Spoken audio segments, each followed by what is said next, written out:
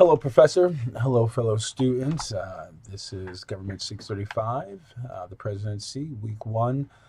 This is my discussion uh, regarding presidential weakness.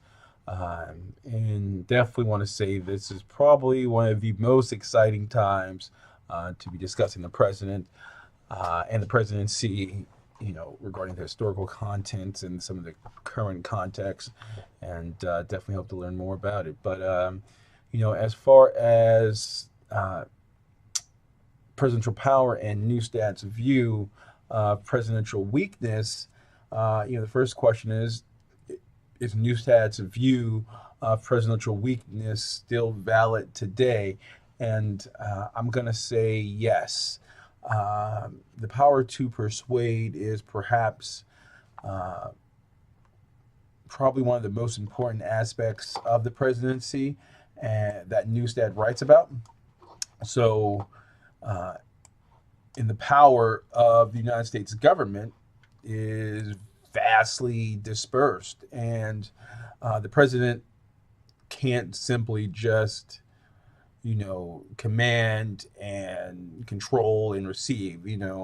Uh, as we know, it's much more complicated than that, and there are definitely different levels of government and the different constituencies, powers, and interests.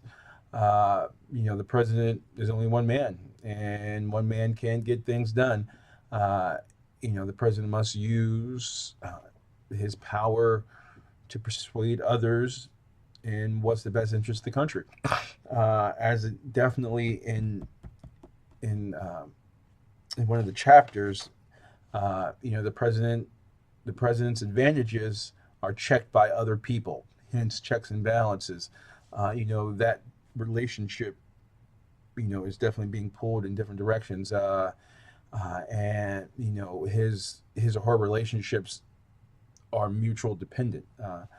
Uh, the president's power to persuade, um, he Neustadt continues to say that he has to reckon with their needs or fear them. The president must interpret his colleagues on how his policies will benefit them as a whole, but also that Neustadt defines power as the power to influence the many different institutions. And if we all can remember back to foundations of government, we spoke of spear sovereignty, Abraham Kuyper, and the different layers of institutions, the individual, the community, the church, and of course the state, and all of them interacting with one another. And that's how I think, that's what jumped out at me regarding how Neustadt writes this and how he sees the presidential power, presidency, and president's power in weakness. And within the presidency, there are different institutions, and that he's in charge of federal agencies. But there are other realms that he has to contend with: Congress, the courts, uh, even the people, and that's you know actually another aspect of his presidential weakness and or power. The president's professional reputation, as mentioned in Washington and abroad. I think, even within the institutions, there are people who are very, very, very powerful in the different departments, and the president himself he can find himself a force to be reckoned with when it comes to individuals and, when it comes to policies that he wants to implement. So, but in third, the public prestige of the office. How do we, as in the American people, view the president?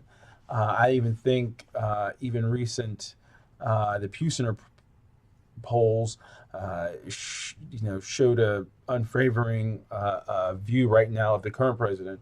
Uh, I think I think how we view the president may or may not have a direct influence, but I guess how certain policymakers might view the president and how his legislation, might move through, the web and flow of the American government, and and that's important too, because ultimately the president, you know, during during the campaign season, this is regarding any president. A president wants to implement some of the things that might be in the best interest of the country as a whole. I don't think, I guess I'll make a statement that maybe, every president that we've had, probably have had the good intentions of, doing what they see as best for the American people.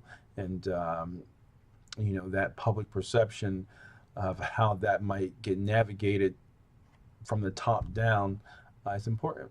So it's definitely going to be interesting to see and learning about the current administration and even some of the past administrations and how they dealt with some of these layers, to navigate. And ultimately, the institution of presidency and how it reflects the American people and the American government. So look forward to it.